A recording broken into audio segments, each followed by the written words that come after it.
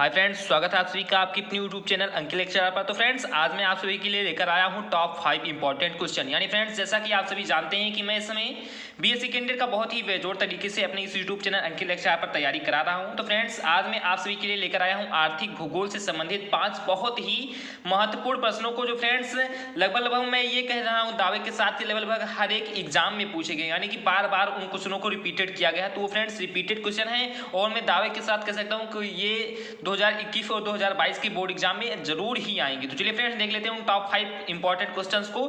इसमें फ्रेंड्स हमारा पहला जो क्वेश्चन है वो है फ्रेंड्स आर्थिक भूगोल से संबंधित आर्थिक भूगोल की परिभाषा। यानी फ्रेंड्स इसमें हमारा पहला क्वेश्चन क्या है, तो इसमें फ्रेंड्स हमारा पहला क्वेश्चन है आर्थिक भूगोल की परिभाषा। ये फ्रेंड्स मैं बता रहा हूँ दावे के साथ कि ये हमारा 2013, 2014, 2015, 2016, 2017, 2018 और 2019 तथा 2020, ये फ्रेंड्स 2020 तक लगातार आया हुआ क्वेश्चन है कि आर्थिक भूगोल की परिभाषा लिखिए, या आर्थिक भूगोल किसे कहते हैं, या आर्थिक भूगोल से संबंधित कुछ तथ्य बताइए। ये फ्रेंड्स इसी प्रकार से क्वेश्चन बार बार उसका टाइटल बदल दे रहे हैं, लेकिन फ्रेंड्स बार बार वही क्वेश्चन रिपीटेड हो रहा है। तो फ्रेंड्स चलिए देख लेते हैं फटाफट कि आर्थिक भूगोल की परिभाषा क्या है। इससे पहले फ्रेंड्स, आज मैं इस चैनल पर नए हो तो प्लीज इस चैनल को सब्सक्राइब कर दें, वीडियो को लाइक कर दें तथा बेल नोटिफिकेशन को भी प्रेस कर दें, जिससे फ्रेंड्स आपको इसका जो अगला वीडियो का नोटिफिकेशन हो आपको जल्दी सबसे पहले मिले। तो चलिए फ्रेंड्स देख लेते हैं अपने इन क्वेश्चनों को।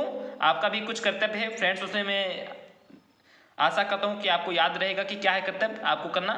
तो इसमें फ्रेंड्स ये उत्तर है कि आर्थिक भूगोल की परिभाषा क्या है। तो फ्रेंड्स आर्थिक भूगोल की परिभाषा मैं बहुत शॉर्टकट तरीके से इस रूप में लिखा हूं कि आर्थिक भूगोल अर्थतंत्र के क्षेत्रीय संगठन, प्रतिरूप एवं प्रक्रिया का अध्ययन है। यानी फ्रेंड्स आर्थिक भूगोल क्या है, तो फ्रेंड्स जो आर्थिक भूगोल है वो अर्थतंत्र का जो क्षेत्रीय संगठन, यानी फ्रेंड्स जो अर्थतंत्र का क्षेत्रीय संगठन है वो उसके प्रतिरूप, यानी अर्थतंत्र के जो क्षेत्रीय संगठन के जो प्रतिरूप है एवं उसकी जो प्रक्रिया है उन्हीं का फ्रेंड्स क्या कहते हैं मिक्सअप अध्ययन है। तो आर्थिक भूगोल क्या है फ्रेंड्स, तो आर्थिक भूगोल अर्थतंत्र के क्षेत्रीय संगठन, प्रतिरूप एवं प्रक्रिया का अध्ययन है। यदि फ्रेंड्स हम बात करें दूसरे शब्दों में, तो ये फ्रेंड्स थोड़ा दूसरे शब्दों में मैंने इस प्रकार से लिखा है, आप इसे भी देख सकते हैं। तो ये फ्रेंड्स है कि आर्थिक भूगोल मनुष्य के आर्थिक कार्य उत्पादन, यानी फ्रेंड्स जो आर्थिक भूगोल है वो मनुष्य के आर्थिक कार्य उत्पादन, उपभोग, विनिमय एवं वितरण के क्षेत्रीय प्रतिरूप एवं उनमें व्याप्त प्रक्रियाओं का अध्ययन प्रादेशिक अर्थतंत्र संगठन की व्याख्या के लिए उद्देश्य से करता है। यानी फ्रेंड्स ये क्या कह रहा है ये परिभाषा, तो ये फ्रेंड्स कह रहा है परिभाषा कि आर्थिक भूगोल मनुष्य के आर्थिक कार्य उत्पादन,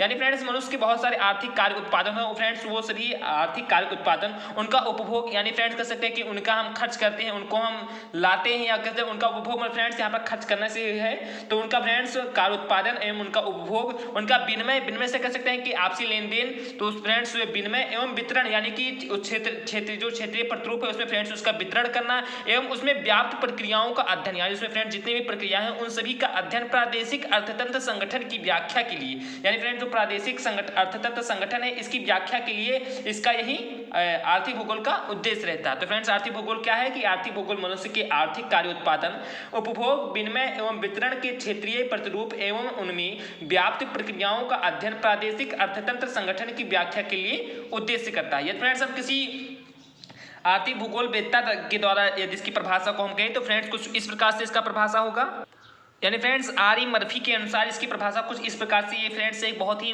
महान कह सकते हैं कि बहुत ही ज़्यादा इन्होंने अपने भूगोल में योगदान दिया है। तो ये फ्रेंड्स सबसे ज़्यादा बहुमूल्य हमारी कह सकते हैं कि भूगोलवेत्ता है, इनके द्वारा बहुत सारी परिभाषाएं दी गई हैं। तो इन्होंने फ्रेंड्स आर्थिक भूगोल की परिभाषा दी है कि आर्थिक भूगोल मनुष्य की जीविकोपार्जन, यानी जीविकोपार्जन, सॉरी फ्रेंड्स थोड़ा मिस्टेक हो गया था। तो यहाँ पे फ्रेंड्स है कि आर्थिक भूगोल जो मनुष्य की जीविकोपार्जन, यानी फ्रेंड्स आर्थिक भूगोल मनुष्य की जीविकोपार्जन की विधियों में से एक दूसरे स्थान पर मिलने वाली समानता एवं विषमता का अध्ययन करता है। यानी फ्रेंड्स आरपी मर्फी के अनुसार आर्थिक भूगोल क्या है, तो फ्रेंड्स आरपी मर्फी के अनुसार आर्थिक भूगोल मनुष्य की जीविकोपार्जन, यानी मनुष्य की जो जीविकापार्जन है उसके विधियों में से एक दूसरे स्थान पर मिलने वाली समानता है। यानी फ्रेंड्स कहीं ना कहीं स्थान पर समानता होगी तो कहीं ना कहीं स्थान पर उसकी विपरीत क्या होगी फ्रेंड्स, विषमता होगी। तो इन्हीं समानता और विषमता का जो अध्ययन करता है वो फ्रेंड्स आर्थिक भूगोल के अंतर्गत ही आता है। यानी कह सकते हैं कि आर्थिक भूगोल मनुष्य की जीविकोपार्जन की विधियों में से एक से दूसरे स्थान पर मिलने वाली समानता एवं विषमता का अध्ययन करता है। तो फ्रेंड्स आई होप मैं आशा करता हूं कि आप सभी को आर्थिक भूगोल की परिभाषा समझ में आ गया होगा। इसके बाद देख लेते हैं फ्रेंड्स अपने सेकंड नंबर क्वेश्चन को। इसमें फ्रेंड्स हमारा सेकंड नंबर क्वेश्चन है जिसका फ्रेंड्स नाम है एफ्टा, यानी फ्रेंड्स ये हमारा 2020 का प्रीवियस ईयर का पेपर है फ्रेंड्स। ये क्वेश्चन था कि एफ्टा क्या है, यानी फ्रेंड्स एफ्टा आया था कि एफ्टा क्या है। तो फ्रेंड्स जान लेते हैं कि एफ्टा क्या है। ये फ्रेंड्स इसका आंसर कुछ इस प्रकार से है कि अपने व्यापार संबंधों को, यानी फ्रेंड्स जो अपने व्यापार संबंध थे उन्हें अपने व्यापार संबंधों को यूरोपीय देशों से बनाए रखने के लिए ब्रिटेन ने ईसीएम के विपरीत संघ की स्थापना की। यानी फ्रेंड्स सबसे पहले हम जानते हैं कि जो यूरोपीय देश थे उन्होंने अपने व्यापार संबंधों को बनाए रखने के लिए ब्रिटेन ने ईसीएम के विपरीत, यानी फ्रेंड्स ईसीएम एक कंपनी थी, उसी कंपनी के विपरीत संघ की स्थापना की जिसका नाम क्या था तो फ्रेंड्स जिसका नाम था फ्रेंड्स एफ्टा, यानी कि यूरोपियन, एफ्टा का यहाँ पर फ्रेंड्स फुल फॉर्म होगा यूरोपियन फ्रीडम ट्रेडिशनल एसोसिएशन, यानी फ्रेंड्स क्या होगा यहाँ फ्रेंड्स यहाँ पर होगा European freedom traditional and association. तो फ्रेंड्स यही इसका फुल फॉर्म होगा कि यूरोपियन स्वतंत्र व्यापार एसोसिएशन। यही फ्रेंड्स इसका एफ्टा का फुल फॉर्म है कि अपने व्यापार संबंधों को यूरोपीय देशों से बनाए रखने के लिए ब्रिटेन ने ईसीएम के विपरीत संघ की स्थापना की जिसका नाम यूरोपियन स्वतंत्र व्यापार एसोसिएशन एफ्टा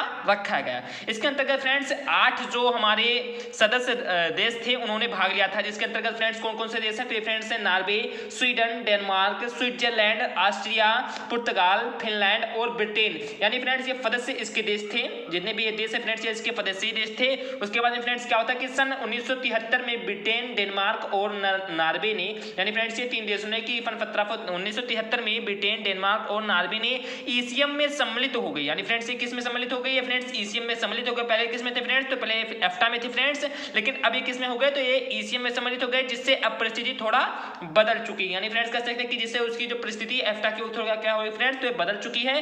तो आई होप आप सभी को पता लग गया होगा कि एफ्टा क्या है। तो फ्रेंड्स एफ्टा जो एक प्रकार का यूरोपियन स्वतंत्र व्यापार एसोसिएशन है, जहां पर फ्रेंड्स इसके अंतर्गत 8 जो देश थे वो कार्य कर रहे थे, Norway, Sweden, Denmark, Switzerland, Austria, पुर्तगाल, फिनलैंड और ब्रिटेन, जिसमें फ्रेंड्स 1973 में ब्रिटेन, डेनमार्क और नॉर्वे ईसीएम में सम्मिलित हो गए हैं, जिससे एफ्टा की अब जो थोड़ा परिस्थिति वो कैसा हो गई फ्रेंड्स बदल चुकी है।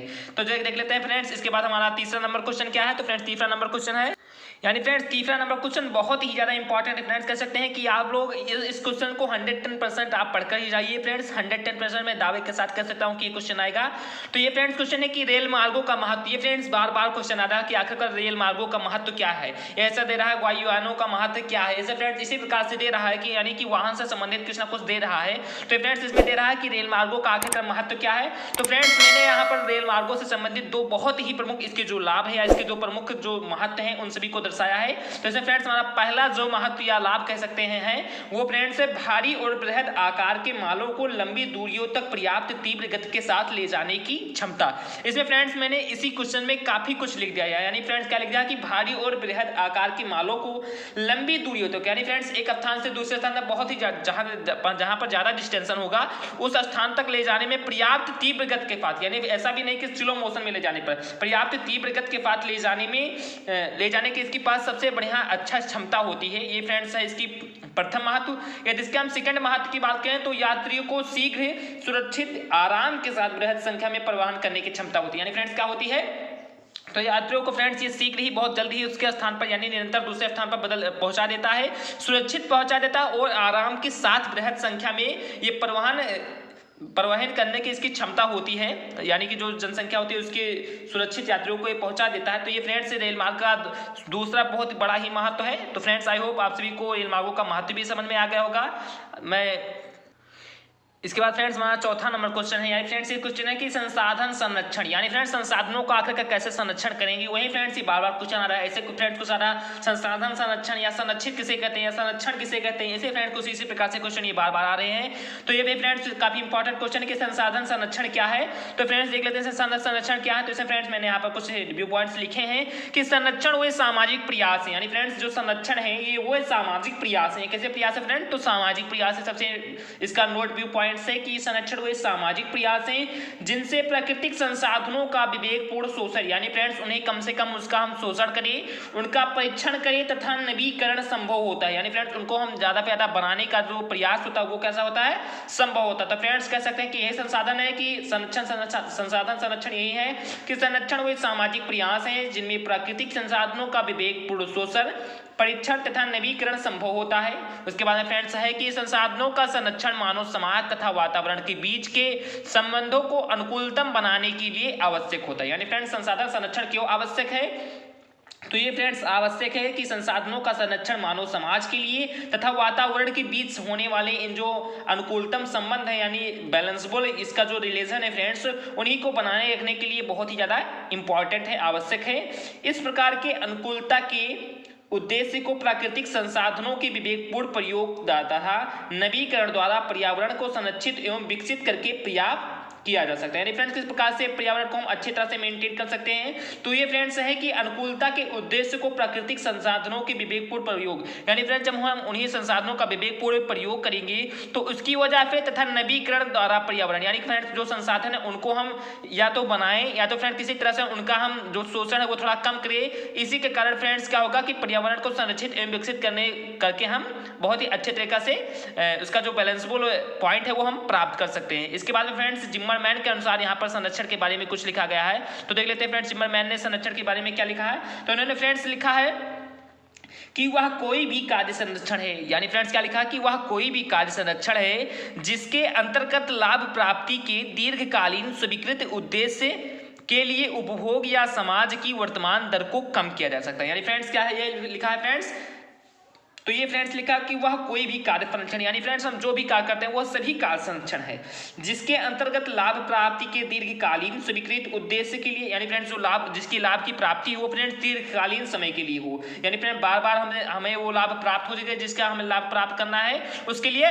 और उसके बाद में फ्रेंड्स लिखा कि उपभोग या समापन की वर्तमान दर को कम किया जाता है, यानी फ्रेंड्स जो उपभोग है या समापन है फ्रेंड्स उसकी जो वर्तमान दर है वो उसको फ्रेंड्स हम क्या करें जितना ही कम से कम कर पाएंगे उतना ही फ्रेंड्स हमारा संसाधन संरक्षण होता चला जाएगा। इससे फ्रेंड्स हम उसे दीर्घकालीन समय तक उन संसाधनों को हम क्या करते हैं फ्रेंड्स पा सकते हैं। तो ये फ्रेंड्स हमारा चौथा रहा हो संसाधन संरक्षण। तो इसके बाद में फ्रेंड्स देख लेते हैं अपना 5वां नंबर क्वेश्चन क्या है। तो फ्रेंड्स 5वां नंबर क्वेश्चन कुछ इस प्रकार से है, यानी फ्रेंड्स 5वां नंबर क्वेश्चन कुछ इस प्रकार से है। यानी फ्रेंड्स ये क्वेश्चन है कृषि भूमि उपयोग, यानी फ्रेंड्स क्वेश्चन क्या है, तो फ्रेंड्स ये क्वेश्चन है कृषि भूमि उपयोग।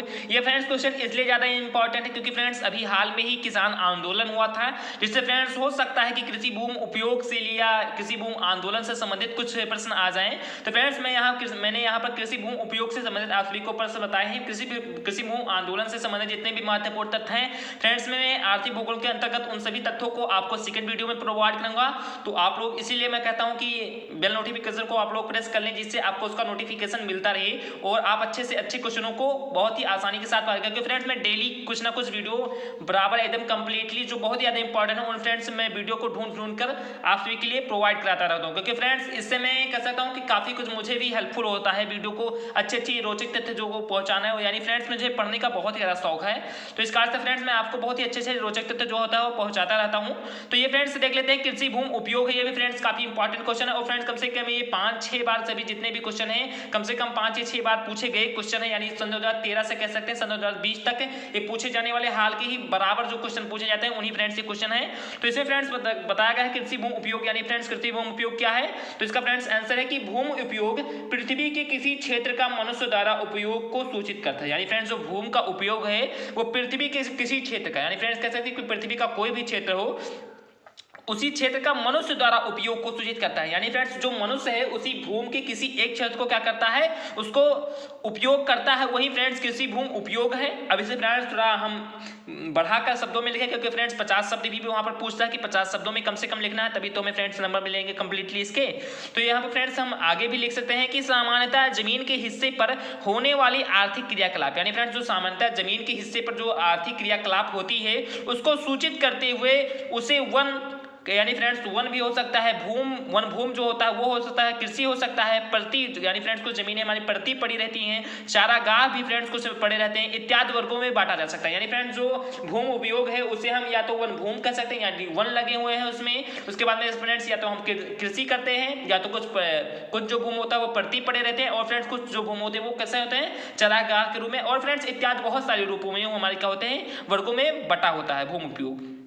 उसके बाद में फ्रेंड्स है कि और अधिक तकनीक भाषा में भूमि उपयोग को, या फ्रेंड्स हम किसी तकनीक भाषा में भूमि उपयोग को लिखें तो ये फ्रेंड्स है किसी विशिष्ट भू आवरण प्रकार की रचना, यानी फ्रेंड्स किसी विशिष्ट जो भू आवरण है उसी के प्रकार की एक रचना है, परिवर्तन है अथवा संरक्षण हेतु मानव द्वारा उस पर किए जाने वाले क्रियाकलाप के रूप में परिभाषित किया गया है। यानी फ्रेंड्स उसका जो परिवर्तन और संरक्षण है उसे मानव के द्वारा किए जाने वाले क्रियाकलाप के रूप में किसमें किया गया फ्रेंड्स परिभाषित किया गया है, ये फ्रेंड्स कृषि भूमि उपयोग है। तो फ्रेंड्स कृषि भूमि उपयोग क्या है कि कृषि भूमि उपयोग उपयोग पृथ्वी के किसी क्षेत्र का मनुष्य द्वारा उपयोग को सूचित करता है। सामान्यतः जमीन के हिस्से पर होने वाले आर्थिक क्रियाकलाप को सूचित करते हुए उसे वन, भूमि, कृषि, प्रति, चारागाह इत्यादि वर्गों में बांटा जा सकता है। तो यही फ्रेंड्स मेनली कृषि भूमि उपयोग है। तो फ्रेंड्स आई होप, मैं आशा करता हूँ कि आप सभी को मैंने जो 5 टॉप 10 के क्वेश्चन बताए थे फ्रेंड्स समझ में आ गया होगा। फ्रेंड्स आप सभी को क्वेश्चन अच्छा लगा हो, समझ में आ गया हो तो प्लीज इस वीडियो को लाइक कर दें, चैनल को सब्सक्राइब कर दो। फ्रेंड्स मैं बार बार कह रहा हूँ कि आप बेल नोटिफिकेशन को प्रेस कर दें, जिससे फ्रेंड्स आपको नोटिफिकेशन उसका मिलता रहे। तो चलिए फ्रेंड्स मिलते हैं अपने अगले वीडियो में। जय हिंद, जय भारत, वंदे मातरम, धन्यवाद, नमस्कार, खुदाफिज, राम राम, थैंक यू, सत श्री अकाल, थैंक यू।